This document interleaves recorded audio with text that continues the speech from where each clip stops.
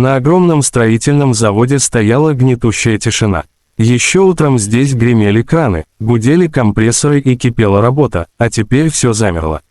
Посреди площадки возвышался гигантский гидравлический двигатель, сердце всего производства.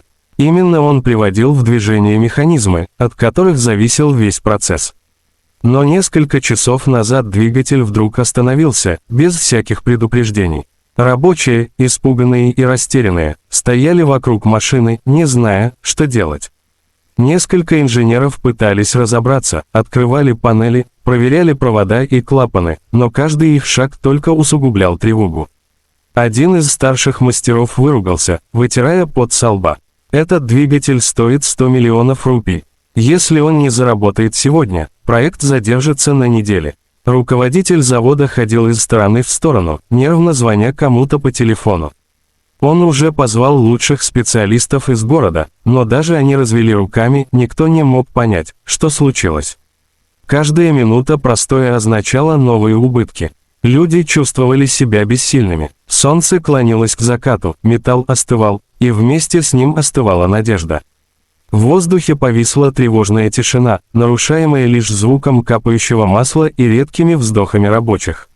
Никто не знал, что уже через несколько минут сюда войдет человек, который изменит все. На проходной завода появляется худой мужчина в потертой рубашке и старых сандалиях.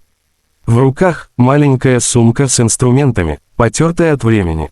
Это был Рахул, простой механик из соседней деревни. Он пришел в город в поисках хоть какой-то подработки, дома его ждали жена и двое детей, а денег не хватало даже на еду. У ворот его остановил охранник. «Ты кто такой? Здесь сейчас не до посторонних». Рахул вежливо ответил: «Я механик. Может, кому-то нужна помощь. Я умею чинить гидравлику». Сначала охранник хотел прогнать его, но в этот момент из цеха вышел один из инженеров, усталый и раздраженный. Услышав слова Рахула, он насмешливо усмехнулся. «Ты починишь двигатель, который наши специалисты не смогли даже диагностировать. Это же оборудование на 100 миллионов рупий, парень». Рахул спокойно посмотрел ему в глаза. «Я ничего не обещаю, просто дайте мне шанс взглянуть. Если не получится, я уйду, не возьму ни копейки». Инженер фыркнул, но начальник, услышав разговор, остановился. В глазах его читалось отчаяние. Он знал, что уже перепробовали все. После короткой паузы он сказал: «Ладно, пусть попробует. Нам терять нечего». Рабочие с любопытством и недоверием расступились, пропуская Рахула к огромному двигателю. Кто-то шепнул соседу: «Смотри, сейчас этот бедняк с молотком будет чинить технику за миллионы». Кто-то посмеялся, кто-то пожал плечами. Но сам Рахул не обращал внимания, он подошел ближе, положил сумку на пол и начал внимательно осматривать машину. В его взгляде не было страха, только спокойствие и уверенность человека, который знает, что делает. Рахул стоял перед гигантским двигателем, словно перед живым существом, которое просто потеряло дыхание. Он не спешил, аккуратно открыл крышку, прислушался к звукам, касался металлических труб и клапанов, проверял давление. Его движения были точными и мягкими, будто он разговаривал с машиной на своем языке. Рабочие переглядывались, кто-то зевал, кто-то перешептывался. Что он делает? Просто ходит туда-сюда. Но Рахул продолжал молча работать. Прошел час, потом два. Он опустился на колени, приложил ухо к корпусу, слушая слабый шум внутри. В какой-то момент он закрыл глаза, словно пытаясь почувствовать вибрацию не ушами, а сердцем. К вечеру он достал из своей сумки крошечный молоточек, старый, с потертой деревянной ручкой. Все вокруг начали перешептываться громче. Один из инженеров усмехнулся. Неужели он думает, что постукиванием можно оживить этот двигатель? Рахул не ответил. Он поднялся, подошел к одной из труб, внимательно осмотрел место соединения, постучал молотком один раз, очень легко. Потом посмотрел на начальника и спокойно сказал: «Теперь попробуйте включить». Все переглянулись. Инженер с сомнением повернул рычаг. Несколько секунд, тишина. Потом мощный гул, дрожь пола, и двигатель начал оживать. Шум нарастал, лампочки на панели зажглись, и гигантская машина заработала ровно и плавно, как прежде.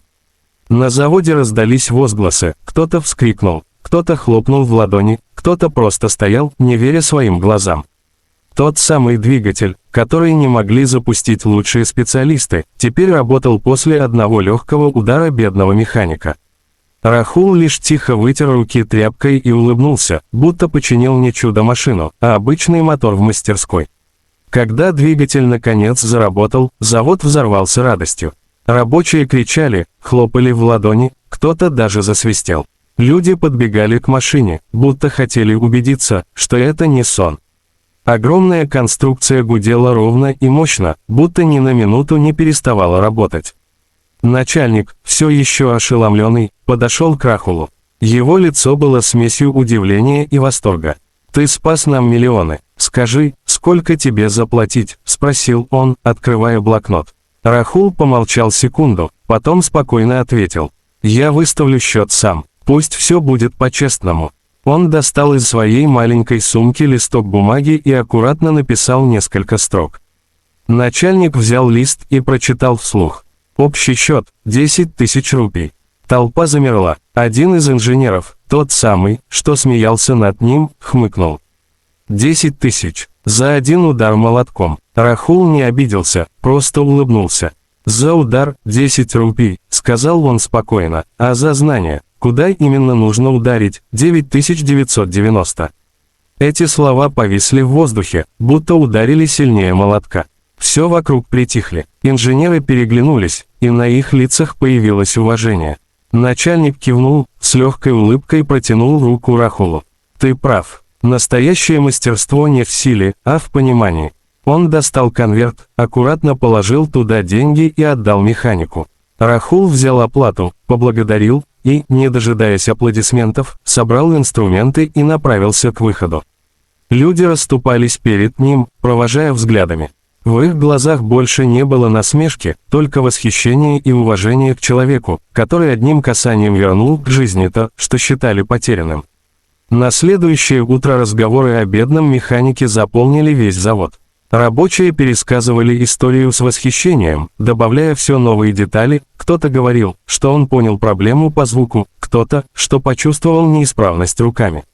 Даже инженеры, привыкшие гордиться своими дипломами, теперь обсуждали, как один простой человек сумел сделать то, чего не смогли они. Через несколько часов к заводу приехал владелец компании. Услышав о происшествии, он лично захотел встретиться с Рахулом. Но Рахула уже не было, он уехал в свою деревню, не ожидая никакой славы. Тогда владелец приказал разыскать его и пригласить обратно. Через несколько дней Рахул снова стоял в том же кабинете, только теперь атмосфера была другой, уважительной и теплой. Хозяин завода пожал ему руку. «Мы много говорили о тебе. Хочу, чтобы ты работал у нас. Твое мастерство – редкость. Нам нужны такие люди, как ты». Рахул растерянно улыбнулся, он не привык к похвалам. Для него это было просто делом – исправить то, что сломано. Но теперь он понял, что его знания действительно имеют цену. Он согласился и вскоре стал главным инженером по диагностике. Рабочие, которые раньше смеялись, теперь обращались к нему с уважением, спрашивали совета, учились у него. С каждым днем он все больше осознавал, важно не то, сколько у тебя инструментов или какое у тебя образование, а то, насколько ты любишь свое дело и умеешь видеть суть. Вечером, когда Рахул возвращался домой, его встречали дети, бегущие навстречу с радостными криками. Он улыбался, держа их за руки, и смотрел на закат. В его душе было спокойствие, он доказал, что даже человек без статуса и богатства может изменить мир, если верит в себя и не боится действовать. Мораль этой истории проста: цена мастерства не в ударах молотком, а в опыте, терпении и вере в собственные силы.